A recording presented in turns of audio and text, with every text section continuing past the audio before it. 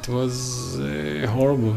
After 16 months, it was a welcome sign that his son was still alive. He says it was still hard to watch. We saw the cruelty of Hamas, where they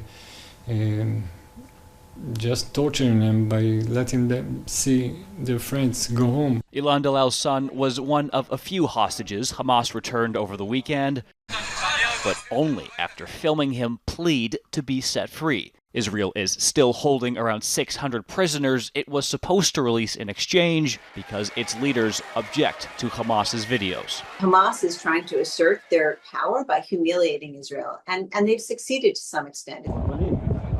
Both sides accuse the other of sabotaging the deal, and now Israel deploying tanks for the first time in 20 years to the occupied West Bank.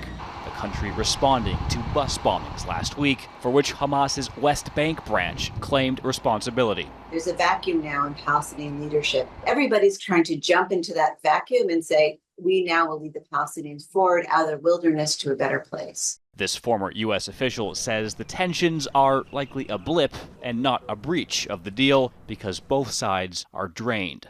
But she adds the deal can only do so much for so long. There's no such thing as a permanent ceasefire between Israel and Hamas because they're in a state of permanent war.